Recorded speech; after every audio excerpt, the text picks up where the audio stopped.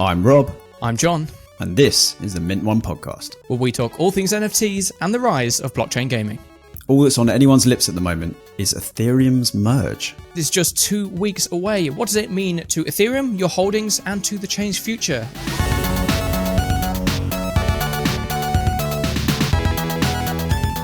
Right, back from Gamescom. I no longer have my... Who's that? Who's the person that guy in Discord said I look like? That was absolutely perfect. Corinthian from the Sandman. Yeah. Yeah. I was conscious of wearing those sunglasses because I didn't want to seem like one of those guys that wears sunglasses on a podcast. But that wall was so bright, and I didn't want to just be like that the whole podcast. So I don't think the audio quality was too bad. You could hear some of the people rustling around in the background and the wind. Oh my god! Yeah. I hadn't realised how windy it was. But no, we should have had a I can't remember what it's called. Windsurfer. Badger. Yeah, the thing you stick over the top of it. Yeah. Yeah. Funnily enough, I have one and didn't bring it because I don't think we need it. So that's something I live and learn. I think next time we'll take lav mics. I think that would be good. And really upgrade the quality. But yes, Gamescom, absolutely amazing, absolutely tiring would be my review. Yes, I absolutely agree. So we recorded the live Mint One live episode on in the middle of day one, basically, day one of the trade day, I believe, and I think both of us had a few meetings and heard generally what the noise on the ground was, but we hadn't got a full impression of exactly what was going on with traditional gaming and blockchain and NFTs and Web3. And now coming out of the back of Gamescom, I think I'm even more surprised by just how many people, when I say people, I mean studios, publishers, AAAs, etc., that are actively making moves in the space. And not just exploratory, this seems cool, let's have 3 people look at this for some time. It's like, no, here's a studio with a 30-person dedicated team who's put pen to paper with various, blockchains, infrastructure providers, etc., and have already started building what their Web3 experience is going to be like. And that's huge for gaming, for blockchain, for NFTs, for all of it. Yeah, I don't know how much we can say. I don't know how much I presume it wasn't particularly privileged, as they were talking to people they'd never met before about it. But everyone I met with, every single company I met with, which is, I mean, that's kind of a misleading stat because obviously I made it very clear where I work and what I do. And I even rejected meetings when they said they weren't like there were several indie publishers that wanted to meet, but they weren't looking at blockchain. And I was like, well, I don't know what we'd meet about really, because that's all I'm here for. But the major publishers, developers, companies doing sort of middleware, I mean, they're just all working on it. And we're not talking about small publishers here. The most famous AAA publishers seem to all have divisions for it. I mean, it's just got, like I said on the last episode, and now, we've had the whole of Gamescom. I feel it more than ever. The next year or two is going to be mad for blockchain gaming. I really think it moves into the mainstream just because it has nowhere else to go. The mainstream is adopting it, even if the players don't realize that yet. Yeah. And I think there's a lot of skepticism around blockchain and NFTs, and it always has done, ever since, Beeple had his sale last year and a ton of new people arrived in the ecosystem. There's always been, I don't want to say all of the general public are detractors, but there is a large subset of people that are open detractors of blockchain technology. And I think the conversation is going to change somewhat once we see these reputable names from the traditional space enter Web3. Funnily enough, earlier today, just for we're working on some new onboarding things on the Atomic Hub side.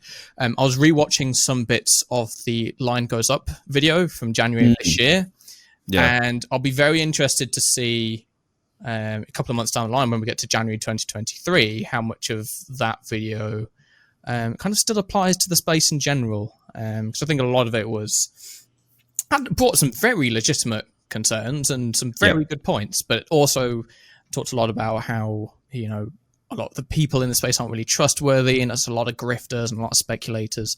And I think having these trusted, reputable entities enter the space will change the narrative somewhat about exactly what kind of industry blockchain is. Yeah, it's a very interesting documentary, that, and I think it will be one of those things that people will revisit for a long time as a sort of marker of where we were at that time. Like you said, there's legitimate concerns he brings up that I agree with, but it became sort of I don't know, like the holy grail of people detracting from crypto in general. I mean, if you look at Reddit, anytime someone mentions, "Oh, we don't like NFTs, or we don't like blockchain, or crypto, or Ethereum, or whatever," someone will link line goes up, or someone will say, "Go check line goes up," to see why we don't like it. And it become like the poster child for you know, all the things that's wrong with it. And a lot of them are being overcome either by more legitimate people moving into the space, or by some of the major issues being solved, which is probably the best segue I can possibly do into what this episode is about, which is the Ethereum Merge. So much talk about it.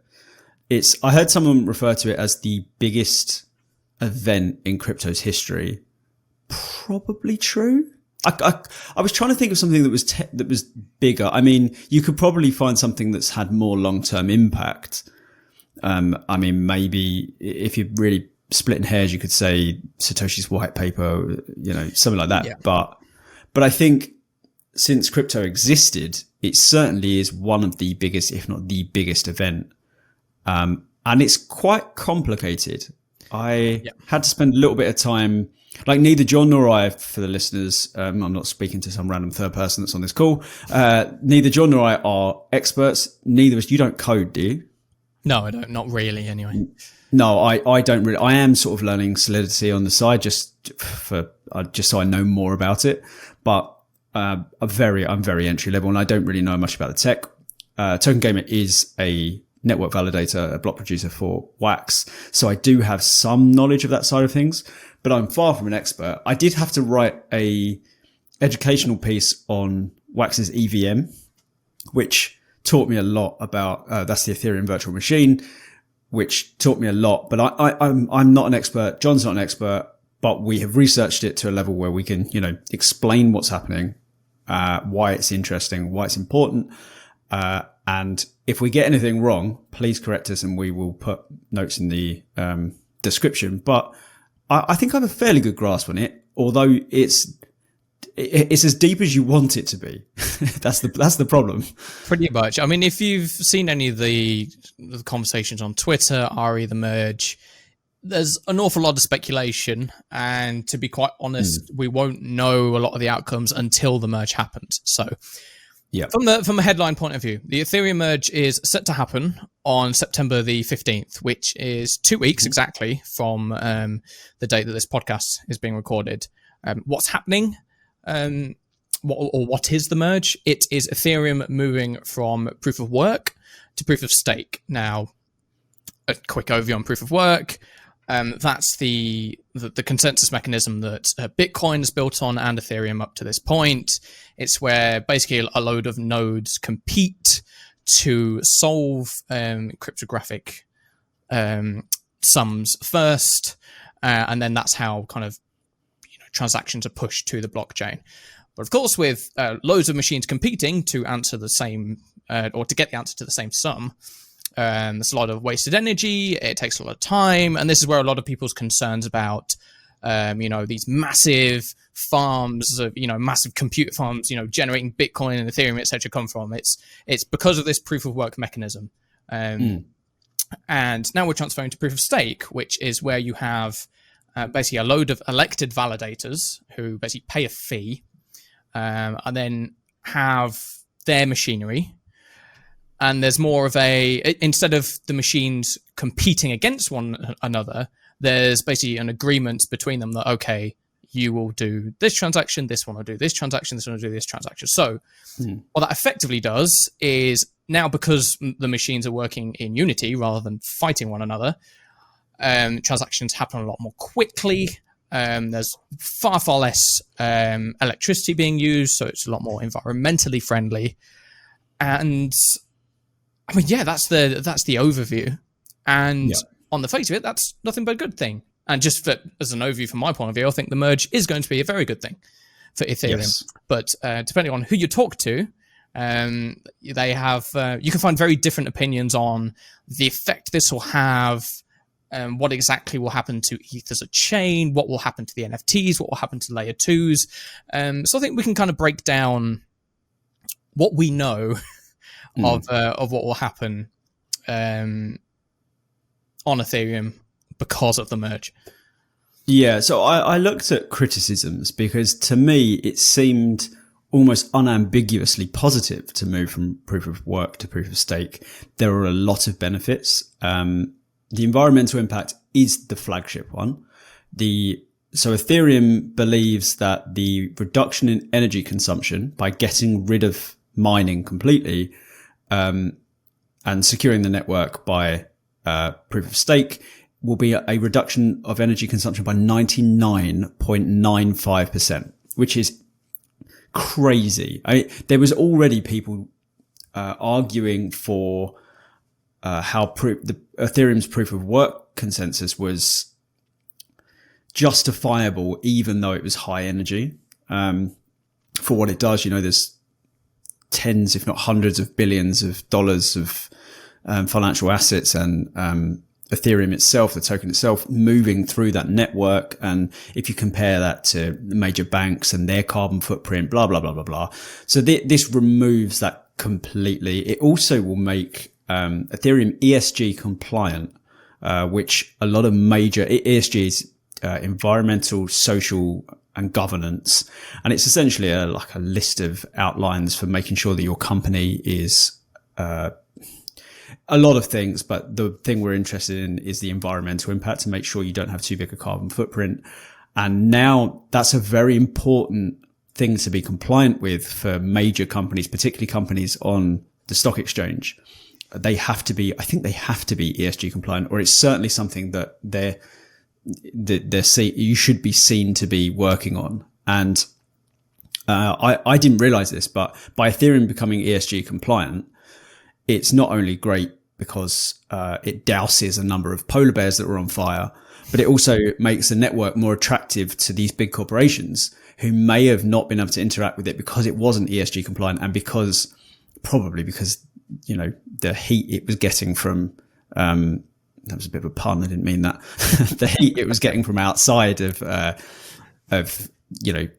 crypto and people criticizing the damage it was doing to the planet, which I don't know how anyone can really argue with that. It's a problem we need to address straight away. I've been hot as press my mark up so to bleep out the swearing. I've been hot as I'm gonna have to do it twice. I've been hot as for months recording this podcast. So if we could fix, that would help me, but on a personal level, as well as many on fire polar bears. Anyway, I've gone slightly off point. The point is that the energy consumption reduction of 99.95% all but removes one of the biggest criticisms of Ethereum and NFTs as a whole. So that is, it's just amazing for mainstream adoption, I think. Yeah. And we're so close to it now. I think, I never know how to say, do you know how to pronounce the last testnet? Is it Goerli? Goerli? I've never heard anyone say it out loud. So I don't know. Should I even attempt it? I'm not sure, but give it, should we go Goerli? Let's say Goerli. Goerli. Oh, it's probably wrong, isn't it? But yeah, so that testnet, this is probably the bit we should explain next, is why it's called the merge is because they will be merging the POS chain, proof of stake chain, with the proof of work chain, which will make the proof of work chain redundant. And how they've done this is, I heard a brilliant analogy. Where did I hear it? I'll find it and put it in the show notes. There was a brilliant analogy on how they've basically built parallel chains.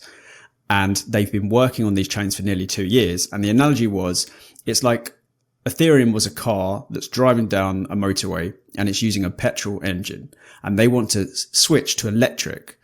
But the problem is, you need the car to keep moving the whole time. You can't stop the car. The car in this analogy would be stopping block production. So anything running on Ethereum would have to stop. So it's not just, I can't send my NFT for a day or whatever. All DeFi, all dApps, it would cause the most amount of disruption. So they had to essentially work out a way that they could switch their consensus from proof of work to proof of stake without ever stopping the chain. So it's just fluid. So it's like building this electric engine, and then they're testing it alongside the petrol for, I think it's been 18 months, 2 years or whatever. I think it started in December 2020. They started testing it. And then they need to switch without stopping block production at all, which is what they are looking to do. Do you say it's the 15th of September? 15th of September, yes. Yeah. So this month they're looking at doing that, and then they will merge the chains. And when they merge the chains, the proof of work just terminates. There will be no more mining, and that chain, this isn't like a hard fork. This is the removal of the proof of work chain. Did I miss anything there? I ended up covering way more than I meant to in such a short period of time. No, I think that was a pretty good overview. And of course, Ethereum moving to proof of stake would make Bitcoin really the kind of the last bastion of the proof of work chains. Of course, it's still the number one cryptocurrency. But I mean, unless you're going to look at Monero and Dogecoin, which for the purposes of this conversation, I'm not going to include, then yes, Bitcoin will be the last proof of work. I think we're going to get to some point, let's say 5 years down the line, where this whole is a blockchain proof of work, is a blockchain proof of stake, is just going to be irrelevant. And we're going to arrive to a better consensus on how to execute blockchains in a way that's both environmentally sustainable and also secure in the same way that proof of work chains were. But anyway, I think one of as soon as people heard about this merge, I think a lot of people jumped to the conclusion. Rather, man, it's been a long day for me. That surely gas fees will go down in price, right? Because you've got rather than all these nodes competing, they're working together, etc. And the Ethereum Foundation came out a couple of weeks ago and tried to kind of temper people's expectations on that front a bit. So, obviously, these chains are merging, but for the time being, the same the same nodes, the same machinery that's running Ethereum is going to continue to run Ethereum, just using a different consensus mechanism. At some point in 2023, they're introducing something called sharding, which is where the actual machinery running Ethereum will change. But for the time being, the proof of stake to proof of work changeover, the merge, isn't going to change what machinery is actually running Ethereum. So there's going to be no immediate increase in Ethereum's capacity to perform transactions. So, just for a bit of background on gas price, the reason gas prices are higher is that, or gas prices are high, I should say, is because let's say you've got a blockchain that can do 100 transactions a second, and you've got 10,000 transactions a second trying to come in, and these nodes, these validators, obviously have to pick and choose which transactions to put through, and there's going to be delays, and it's not going to be instantaneous, let's say. And as there's more and more demand, the price for processing those transactions increases, and that's what we know as a gas fee. And so, if anything, or at least from the way I understand it, the Ethereum merge is, it's going to be a big piece of news. People are going to be very excited about it. It's likely going to increase the amount of transactions coming to Ethereum as the merge happens, which may even increase the gas prices for a short while anyway. But yes, until sharding occurs in 2023, gas fees, at least for now, it looks like they're not going to change all too much. You still are most likely going to be spending $20, $30, $40, $50 to process your Ethereum transactions? Yeah, so I think a lot of the confusion here is that when we talk about low gas fees and low environmental impact of proof of stake consensus mechanisms, it's because the chains using proof of stake tend to have extremely low gas fees or no gas fees. And I think people just expected that to be a result, but it being a proof of stake blockchain does not necessitate lower transaction fees. And that is what they will be rolling out. It's a step-by-step process. So there's a number of consequences, however, of going proof of stake. And there was one I knew of, but I hadn't really thought it through, which is, have you heard of it being called the triple halving? A little bit, yes. I've seen the phrase. So yeah, I kept seeing the phrase and I wasn't really sure if that was referring to what it sounds like it's referring to, but it is. So Ethereum issuance, that is the issuance of Ethereum tokens, will drop significantly when the proof of work chain is terminated, and once the move to proof of stake is complete. So it's being called the triple halving because it's the reduction in issuance is going to be equal to 3 Bitcoin halving events. So for anyone who doesn't know what Bitcoin halving event is, this is when the reward for mining Bitcoin is halved every 4 years. So it's a, depreciating, volume. That's not strictly true, but you know what I'm getting at. Yeah. And the next halving event is 2024. So 3 halving events is, 12 years. So it's a big drop off in how many new Ethereum tokens will, be issued into the ecosystem. Now, I just want to hashtag not financial advice, standard, but if you've just heard this and thought, okay, well, I'm about to make some money, the market's probably reacted to that about 18 months ago, if not longer. So it is way past the point of being able to buy that dip, but it will make, it will lower the issuance. Now there's been some misconceptions about this. And I saw one misconception I think it was on Twitter, where essentially they believe it's going to follow the same trend that Bitcoin will follow, which I think, if I'm not mistaken, Bitcoin's issuance will eventually trend all the way to 0, where all of the Bitcoin is now out there and it can only be burned. You can't create new Bitcoin. That's not going to happen. Even under proof of stake, that's not going to happen for Ethereum. Ethereum serves a very different purpose, particularly with DeFi and dApps. It needs circulation to be able to burn, to keep burn rates up, and it will never trend down to 0. Or if it does, it's very bad. It's not good. It's bad, not good. But the peak, I think the peak is said to be, once the merge is complete, there will be about 120 million Ethereum. But then essentially over the next 10, 20, 30 years, it's going to try and find the right level of issuance. So basically it's just like supply and demand, but throwing in burn rates. And it estimates that it wants to hit around a 60 to 100 million total supply of Ethereum. So yeah, that's just one of because there's a ton of misconceptions about this merge. And that's one that I think is quite important, because Ethereum isn't really trying to compete with Bitcoin on almost any front. And so that whole, there's only a certain amount of it that's ever going to be minted. Can you say minted for a token? I'm not actually sure whether that made sense to say it in that way, but there isn't going to be an end to the supply, and that essentially Ethereum is going to look for an issuance level that balances everything out with burn rates and demand. And seen. Back to you, John. So if you look at various cryptocurrencies, some have a hard cap on how many can be minted. I'm just going to use minted. Why not?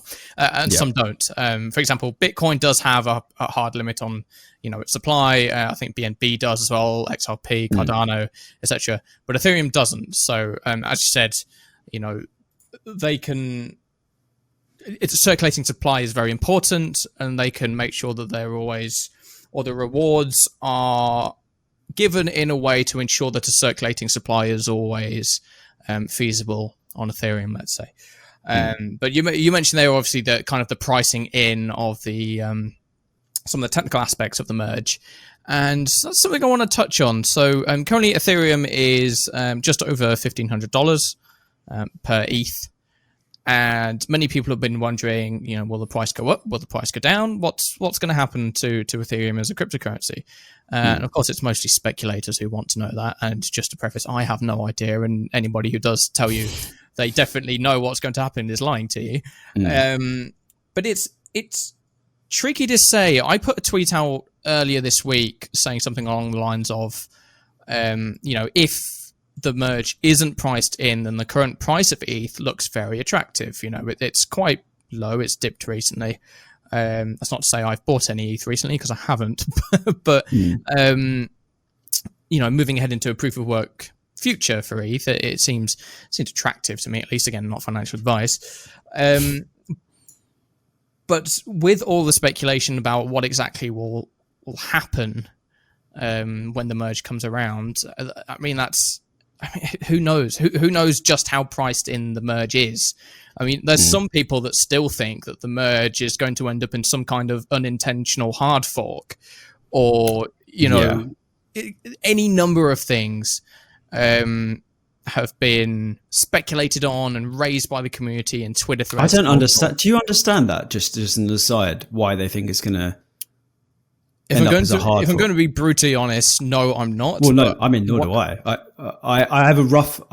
So I know they're doing something called shadow forking, something where they're testing forks, and then there is going to be an Ethereum hard fork when they implement new tech. But I don't know why they think there's going to be an accidental hard fork at the merge, because the proof of work chain should be just removed entirely. It's not like when they hard forked after that hack, and there was Ethereum Classic. I don't think that can happen unless I'm mistaken. I think the kind of where that comes from is obviously there is going to be a point in time on the 15th where we're basically flipping a switch and going from proof of stake to proof of work. If for whatever reason when that happens, the nodes, again, it could be for any number of technical reasons, can't agree on a consensus, then we're going to end up with a fork. Right. For anyone who wants any of the technical kind of background or that kind of thing, definitely go and head to the Ethereum Foundation website. I'll link it in the show notes, because they're going to have much better resources than I will. Or, you know what, just go and ping Boutrin on Twitter. He probably won't reply to you, but his feed is a pretty good thing to follow if you want to be kind of in the know with what's going on our Ethereum. But yes, please don't take our word as gospel when it comes to what may happen during the merge. But the jury's out on whether it's priced in or not, and the only thing I can say is we'll see when the merge happens and exactly what comes out of it. Will it go off without a hitch? Maybe. Will there be some issues? Maybe. Will the price go up? I don't know. Will it go down? I don't know. So, but of course, on top of the price of ETH, some people are wondering what will happen to the price of their NFTs. I think for the most part, there isn't really going to be any change in the price of any particular project. Like, I don't think, for example, the Bored Ape floor is going to move by 10 ETH or... I can't see why it would. It doesn't feel like a market-moving event for NFTs. No. I think what you might see is, I think you'll see more transactions, or hopefully, it depends on the gas fees, isn't it? But you may see more transactions, but again, until they lower the gas fees, I don't even think you'll really see transaction spike. I've got a bunch of NFTs that I've had since 2018 that is stuck on the original engine blockchain, ERC20, and to port it across, I'd have to pay gas fee on each transaction, and I worked it out and it was like thousands. So I was like, well, I'm just going to wait until Ethereum 2 and then do it. But that's still some way off. Actually, that's another misconception that we should talk about. I saw people confused about Ethereum 1 and Ethereum 2, which is, now I've thought about it, admittedly very confusing. Yes. So for anyone that doesn't know, a lot of people will say Ethereum 2. All they mean by that is Ethereum proof of stake, and Ethereum 1 is proof of work. So currently, Ethereum 1 is the execution layer, and that's what we use right now to do anything you want to do on the Ethereum blockchain. It uses Ethereum 1's execution layer. Ethereum 2 is the consensus layer for proof of stake. When they merge, we're just going back to plain old Ethereum. There isn't Ethereum 2.0. Well, it is, but it just gets confusing to call it that. So it's just Ethereum. So there's not two, because it makes it sound like there's a duality of tokens. Yep. There isn't going to be a new token. It's still Ethereum. Yep. Sorry, I just want to throw that in there because that is confusing. No, of course, but as you said, there's little to no change from an NFT point of view. Like as an NFT holder, if you're holding any ETH NFTs, you don't have to do anything. You're not going to notice any change, unless the price of anything drastically goes up or down, in which case you will notice. But from a technical standpoint, you're not going to log into, I don't know, OpenSea, for example. It's going to be like, hey, you need to click this button and transfer your NFT, Scott. And I envisage when the merge happens, there is going to be a lot of opportunist scammers and people with tools saying, hey, you've got to register your NFTs on Ethereum now. And you don't have to do anything. So, just sit tight. Just go watch what happens. But don't worry about the NFTs in your wallet. Those are perfectly safe. 100%. There's also something on that really impresses me with this merge, is that at least this is intended to happen. I guess we don't know for sure. It will definitely work this way. But everything running on Ethereum right now will work identically post-merge to how it did pre-merge. And the histories that is, for all intents and purposes, the ledger is perfectly intact. Yep. So if you didn't know it was happening, you shouldn't have any real indicator, I don't think, that it's happening. So I think that is amazing. I think it's less like trying to flip the engine of a car to electric and more like changing the engine of a plane while flying. Because if they got it wrong, oh my God, I don't know. Imagine it goes down when they try and do the merge. It would, I don't know what it'd do to the price, to crypto as a whole, to NFT. It would be an absolute nightmare. But it doesn't look like that's going to happen. They've tested this thoroughly with multiple test nets. They've done, I can't remember what they called them, but they've done test merges to see what happens and to simulate what will happen when they merge. By running a parallel chain, the POS, by running parallel, it's been doing a lot of the transactions. It's been mirroring a lot of what's been happening on the execution layer. So we know it works in the way that they want it to. That's the whole point of these test nets, is to check that it works, the way you want it to.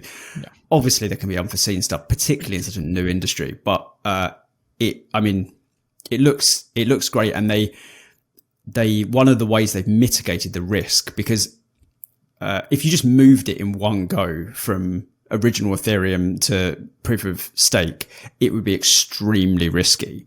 So that's what the whole point of the beacon chain, which is what the parallel proof of stake chain is called.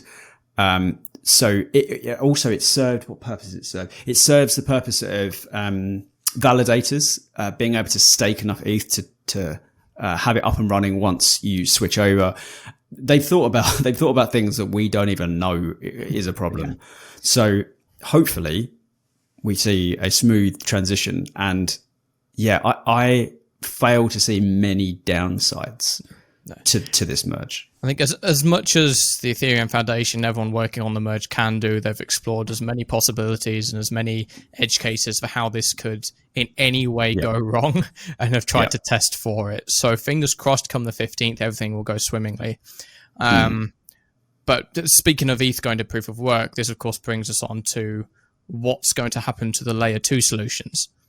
What's going to happen to Polygon and Immutable that are already proof of work and just kind of serve as a proof of stake. And just are there to facilitate transactions in a very quick way, and some are more optimized for blockchain games, some are more optimized for a myriad of different things. And from what I can tell, and from who I've spoken to, there's some people, or I've seen some people on Twitter saying, well, doesn't this kind of make some of the layer 2s redundant? Like, does it? What's the point of having a Polygon or immutable now if the main layer 1 solution is proof of work? Stake. I think the big proof of stake. Sorry, if I conflate any of these, I massively apologise. It's all right. I'll just jump in. It's like there's so many terms. The amount of technical terms in this industry is ridiculous. Anyway,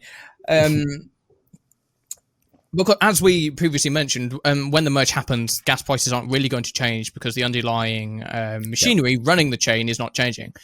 The benefit of something like a Polygon or an immutable X or whatever sidechain we're looking at is they have, dedicated machinery and dedicated setups to process transactions very, very quickly in a much more friendly way, and in a much more appealing way to game developers, people building those sorts of projects where, they're anticipating thousands of items being transacted a second.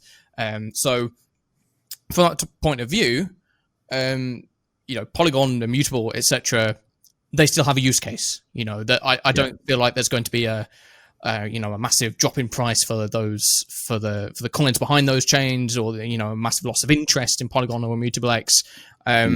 Similar to how NFTs are just going to kind of move over without much kind of fanfare. It's just going to happen. The same will happen for the side chains. At the face of it, nothing really changes. And speaking of, just to go back to Gamescom, from the AAAs that I've spoken to, again, I'm not going to name names, but I think 95% of them are hitching a ride with either Polygon or Immutable X as their chains that they have chosen to partner with moving into the future. So there is absolutely a future for ETH's layer 2.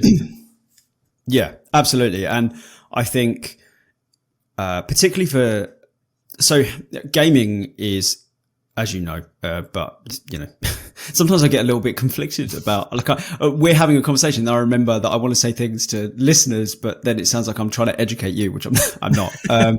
So gaming is extremely, or can be extremely, transaction heavy. So not only does that become punished by gas fees, it also, can you hear that notification? I don't know if you heard that through my headphones.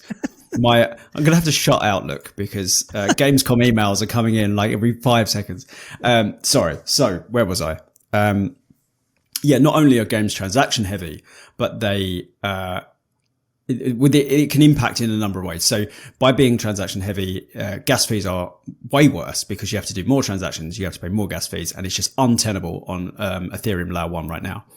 But also the ceiling, and it's kind of a glass ceiling, but the ceiling on how many transactions per second can be done is much, much, much lower on Ethereum. Now, this is above my station, but I was looking at the proof of stake, the mechanisms behind it. So at the moment, it does it in something like 13-second blocks, and they're moving to 12-second blocks. And essentially your transaction goes into one of these, and if it misses a block, it has to go into the next one. I would say that's untenable for most games to be in that sort of system. That will probably change over time. But the point is that even if Ethereum was to become at a standard where it is just perfect for games, in terms of TPS and gas fees, I think we're years and years away from it. And at that point, I imagine interoperability will be so high that Polygon, Immutable X, it's just not going to be, it's not going to be like, oh, who do we choose? I think interoperability will be a point where it won't really matter. It'll be more about the ecosystem you're joining. So that one of my first questions when I heard about the merge actually coming to fruition, and I think I even sent you a message about it, is I wonder what the layer 2s think about this. I wonder what they're going to say to their users to, quell any fears. And I don't think they really need to for a while. I mean, we're looking at, was it mid 2023 when sharding comes in, and you've got, and that's going to have to go through testing, and then they've got to, I mean, if you look at the roadmap for Ethereum, it's a long way before they've got everything up and firing, but they don't need to really. It's just not essential. It's not a chain that's been being used directly for things like gaming. Yeah. So yeah, I don't think there's much risk to the layer 2s presently. No, and as we can, I've just read a piece on Buterin saying that by the end of the roadmap, or the current roadmap for Ethereum, they're looking at, this is post-merge, post-sharding, they're looking at being able to process about 100,000 transactions per second. Right. Which I think, yeah, sorry, go on. No, you're going to say what I was about to say. Polygon can currently do about 65,000 per second, and Immutable can do about 9,000. But the reason these layer 2s have, or have value in that sense, is it's in addition to what Ethereum can handle. So rather than those 65,000 Polygon transactions per second having to happen on Ethereum, they happen on their own dedicated chain. And they don't have to bother the main network and cause, those nodes to become more busy and cause gas prices to go up. Having these dedicated side chains for dedicated purposes, which, Polygon has, Immutable X has, and, other layer 2s do, of course, means that teams can build infrastructure around particular uses, whether that's finance, blockchain gaming, music, NFTs, whatever it is, ticketing. We just had the Ticketmaster news a week or so ago. And by having those dedicated layer 2 solutions to deal with those things, it means that the main network doesn't have to be bothered, doesn't have to worry about the transactions, doesn't have to worry about gas fees. And so, it's of net benefit to everybody that these layer 2s exist and that they continue to operate. And I mean, as I've already said, I don't think there's nothing to worry about when it comes to layer 2s. Yeah, I don't think there is either. I was trying to think of any. So there's two things I want to just make sure we've covered everything we can think of, which is, one is the benefits of proof of stake, and the others are any potential risks or downsides. The only other benefit I can think of that we haven't really mentioned is, and this is perhaps a little theoretical in places, but it's arguably more secure than proof of work because it's more decentralized. At the moment, mining farms and big companies run Ethereum. So it's easier, in inverted commas, I'm on video. It's easier to target these companies and, the major players in Ethereum. When it becomes proof of stake, it makes it a lot harder to attack. You don't even need to stake Ethereum to run a node on your PC, which I don't think I realized that before. So it becomes far more decentralized and spread out. And so essentially, proof of stake networks are secured by validators, and these validators are chosen at random based on how much they have staked. And so this is also one of the risks. Again, risk, I'm not sure how much of risk this is. I've only read a little bit on this, but these validators for the next block that will be public, obviously, because crypto. And there is a slight risk that by making these public, these validators will get DDoSed. And I think there's a way in which the attackers could then take the big transactions because you get a portion of transaction fees, and that there's some risk to that. And then I started looking into the solution to this, and it's being solved by shock horror cryptography. And I started reading how they're going to do it. And I mean, I just stopped thinking for a moment and just went dark. My brain went dark. So I'm not going to try and explain that, but that is one of the few real risks, apparently, is that the validators could be DDoSed, which would make the network, I presume, either unstable or generally unsafe. And if you dissuade people from being block producers, that's obviously terrible for the ecosystem. But it didn't sound like something that was really worrying many people because it seemed, solvable. So I think that's the last two, benefits and risks that I can think of. Can you think of anything else? Not in particular. I mean, you mentioned obviously, anybody can now become a validator. It will cost you 32 Ethereum. No, which is no. Hang on. I thought that as well. This is not true. Okay. Hang on. Bear with me. I researched this. Glad to be proven wrong. Yes, it is. It is not true. Here we go. Running a node requires staking 32 Ethereum. This is a misconception and is false. Anyone is free to sync their own self-verified copy of Ethereum, i.e. run a node. No Ethereum is required, not before the merge, not after the merge, not ever. And that's ethereum.org. So interesting. I thought that as well, though. This is why we're doing this episode. Yeah. Because I thought the exact same thing. I thought that was the case because of how they select validators based on staking and that you have to have a certain amount staked. No, apparently not. Also, while I'm here, I've just remembered I wanted to go over. There's a thread that is recommended. It's just a brief thread on Twitter about the fees and why the Ethereum Layer 1 fees will not be coming down. So I'm just going to very quickly read this. I haven't read it yet. So hopefully this doesn't go too techie, but it's not that long. So he says, post-merge, Ethereum Layer 1 fees will not come down. The purpose of the merge is to depreciate. Does he mean depreciate? Ethereum, actually that says deprecate. The merge is, I wish I could read. The purpose of merge is to deprecate Ethereum's proof of work consensus mechanism and replace it with proof of stake. Fees are a function of block space demand, not consensus mechanism. For lower fees, use the layer 2s that are already live. That's another excellent point. Supported for using layer 2s. For a 6 to 12 month window post-merge, there will be no structural sell pressure from Ethereum issuance, which is presumably that's referring to the triple halving. Staked Ethereum and issuance block rewards to validators cannot be withdrawn until withdrawals are enabled. Interesting, because I presume that would tank the price if they could. I don't know that for sure, but I presume that would affect the price. Blah, blah, blah. No one cares about that. Ethereum inflation drops from 4.3% to 0.22% post-merge. So that is, this is not useful to us.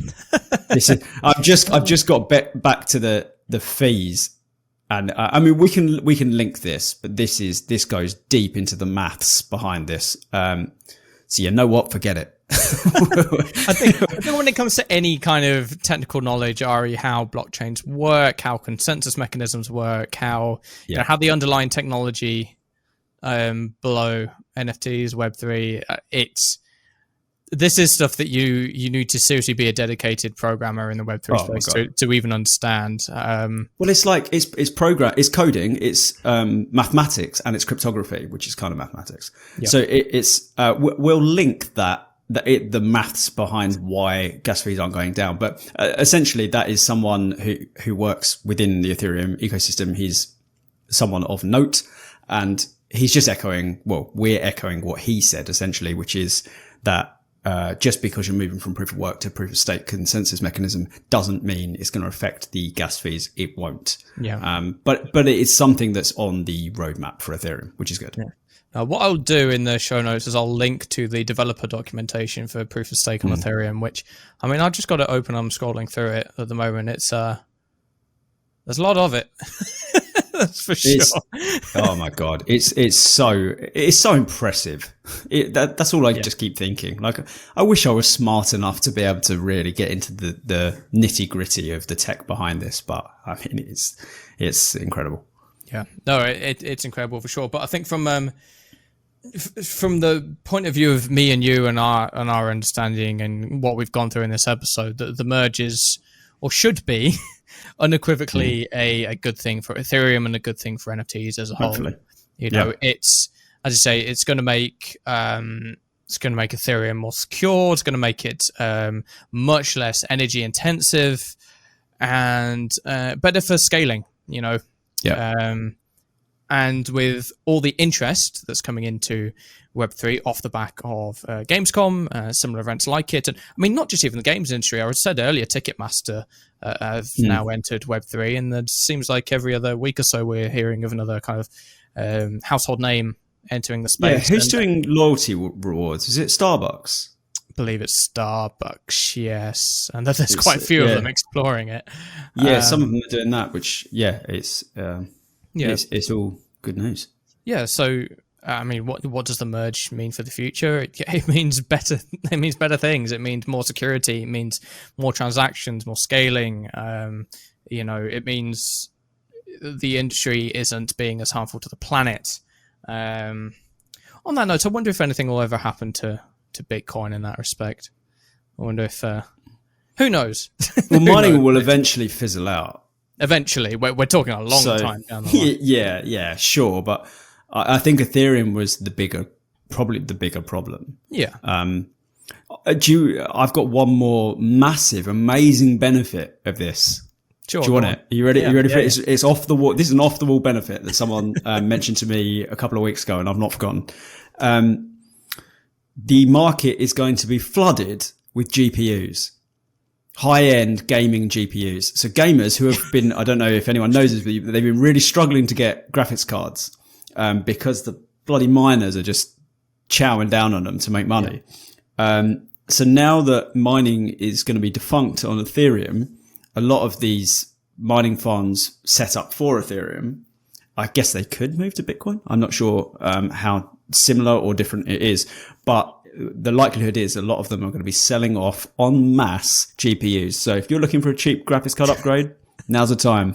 It's coming. I tell you what, I wish that Merge had come around when I was building my current PC, because honestly, it took so long for me. I could get everything else. Everything else is fine. GPU, no. I'm checking 5 websites a day, 3 times a day. Mad, isn't it? Is it just crypto that's ruined the GPU? Well, not ruined. People making GPUs are probably I think swimming in it. Part of it was kind of slowed down from COVID and chip shortages and all of that. But crypto, maybe. But crypto's demand for powerful GPUs for proof of work was not helping. Maybe it's time to get a new graphics card. Oh yeah, I'm going to be looking. I'm going to get one. Although, is it like buying a boy racer's car off them? Is it going to have just been ragged to death?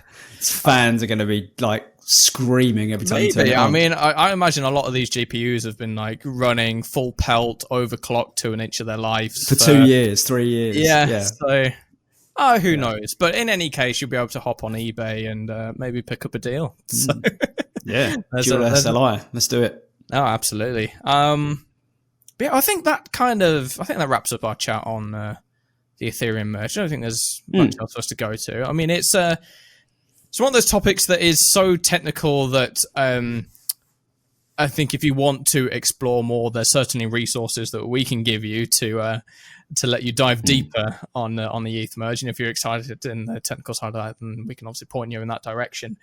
But yeah, on the surface, from what we can understand, it's incredibly exciting. And I think September the 15th is going to be a day where a lot of people are just glued to Twitter looking at exactly how the merge is going down and if anything arises from it. But there we go. Yeah. Penguins are probably pretty pleased. Yeah, I think the penguins and the polar bears are going to be very happy September 15th. They can't wait for the end of original POW Ethereum. That's all they talk about. Oh, and I think should everything go well September the 15th, I think all the validators, the Ethereum Foundation, and all the team that have worked on making the merge happen are going to be very relieved as well. Going to bed for a week. Yeah, absolutely. Okay, cool. That was episode 36 of the Mint One podcast. Rob, where can we find you? Okay, looking at camera, you can find me at tokengamer.io, where we have daily blockchain gaming news, reviews, general ecosystem commentary, opinion pieces. There's been a lot of opinion pieces lately, but that is where you can find content. We then have a YouTube channel, which is Token Gamer on YouTube, and we post stream highlights, twitch.tv/Token Gamer, to watch the stream on Tuesdays and Thursdays at 8 p.m. UTC, I believe. And super dope streams, blockchain games only. So if you're interested in what's fun to play right now, he's only really playing the fun to play games. So you can hop on there. He's been addicted to battle tabs lately. You seen this on? Yeah, I've tuned in a few times. Yeah, but it looks really boring. But then multiple people that to me have said to me, "Oh, that looks really boring," and then they've played it and like, "Okay, no, it's addictive." I've not been able to get off. I tell you what, the wheels are coming off. I don't care anymore. I tell you what game has been really addictive to me is the Alpha League Racing or Alpha Racing League. Oh yeah, it's this little browser racer on Solana, and I thought, oh, that looks like rubbish. It looks like a Flash game from ages ago. And then they were like, oh, if you beat this time, you'll get this NFT car. And I was like, well, I'll beat that time. Don't worry about it. I love racing games. Oh my God, I can't beat the time. It's ridiculous. It's so difficult. And it's become really addictive. So you should give that a go. What else was I saying? You can find me on Twitter at Token Gamer News, where we post all the articles, all the content, all the videos. That's a great way to track everything we're doing in one place. And Wax companion app on App Store and Android's Play Store. Oh my God, DApp, I can't. It's not out yet. I don't know. You'll find us. You don't care either, do you? Do you? You don't care. I mean, you don't even listen to this bit. I bet you've not listened to this bit. So, John, where can people find you? I will say, now that we're on YouTube, I could probably look at the watch time and see how many people tail off after we've actually stopped talking about the main. I wouldn't listen to this. I wouldn't listen to this markup. Oh yeah, I think I'll better mark that as well. But yes, for myself, for the latest NFT news, it's at nftinsider.io. What have we been doing lately? We've got, I think it's either 4 or 5 interviews in the can, and I'm trying to space them out so I don't just dump them all on the website at once. So, what have we got? We've got Our Planet, we've got Shrapnel, we've got Lonely Pop, we've got... there's definitely more in the Atmos Labs. Loads of really cool things. So head to the website for that. I think we've just published an article on the top 5 all-time sales on ETH, and Pax Merge does not count, and nobody's going to tell me otherwise that it does. So anyway, no, that's going to upset some people. You can go and read that article if you want to find out more about that. For our social medias, it's at nftinsider_io on Twitter and Instagram. Pod clip, drops, retweets of cool stuff, all that good stuff on both platforms there. For me personally, it's at hydropowered, HYDROPWRD on Twitch, Twitter, Instagram, TikTok, Clubhouse, probably some more. I did my first stream for the first time in, I think it was 4 months yesterday. So I am looking to stream for every Wednesday for about an hour or two. I did it at 16 UTC yesterday. That might change. Kind of depends on what's going on, quite frankly. But yeah, I'm looking forward to getting back in streaming, playing some blockchain games, talking all things NFTs, all that fun stuff. But for my opinions on the space and kind of the best platform to follow me on would be Twitter. Daily tweets where I'm either causing arguments or talking about standards in the industry, or safety advice, or all that good stuff. So there we go. Newsletter. I forgot the newsletter. Go to nftinsider.io/newsletter. We publish an email to your inbox once a week. Now we've finally sorted our issues with MailChimp. It will now be every Monday. So exclusive interviews, exclusive giveaways. Stuck at 6 p.m. from the Adventurers Guild. Very kindly gave us the first NFT that he's distributed. I believe he's kept mint one, but we've got the second mint of a kind of an amalgamation pack for things for tags. So there's guild licenses in there, there's items, there's potions, all sorts of stuff, and that is up for grabs on our newsletter this week. So for more giveaways like that and all other cool stuff, go sign up to our newsletter. I think that is now everything. And every week, my list of things is going to start getting longer as I do more. It's just getting ridiculous. More videos, more new. Yeah, it's like 5% of the podcast is now us trying to say stuff to look at other than the podcast. Yeah, it's crazy, but yeah, there we go. And I think when will this podcast come out? I'm hoping it will come out before Friday. If you're listening to this prior to Friday evening, definitely tune into the Twitter space on Atomic Hub, where Jonah is going to be taking, it's basically going to be an open floor where you guys can ask Jonah whatever the hell you want. So tune into that. And if you've got difficult questions, ask them, because he can't run away. So there we go. Cool. Well, that was episode 36 of Mint One. Thank you very much for watching. 5-star review on Spotify and Apple if you thought this podcast was good. 1 star if you thought it was bad. But either way, you know. Not judging this last bit. No. If you thought before the outro was good, then 5 stars. Don't 1 star cause of the outro. That's not fair.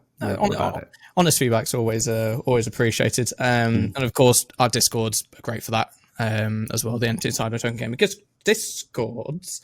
Mint One on Twitter at Mint One Pod. Follow us there. I've not been posting too much now, but now that I see how close Rob resembled the Corinthian in Sandman, I might put up some side by side images and see what people think of it. That's such a great shout. I haven't even seen the show, so I had no idea what it was. I thought, oh my God, am I going to Google this and be mega insulted? But I mean, it's just fair enough. It is uncannily close. So there we go. Comparison images to come on the Twitter. And of course, if you're watching this on YouTube, like and subscribe would be great. Comment section for any thoughts, ideas, people we should interview, all that good stuff. Yeah. Right. I think that's our very verbose intro now done. Yep. Cool. Well, I can't. I know you've been speaking for a while, but I can't get us off this shit. You need to do your radio voice. Okay, radio voices. There we go. Episode 36 of the Mint One podcast in the books. Thank you very much for watching, everybody. We hope you enjoyed this episode, and we hope you tune in again next week.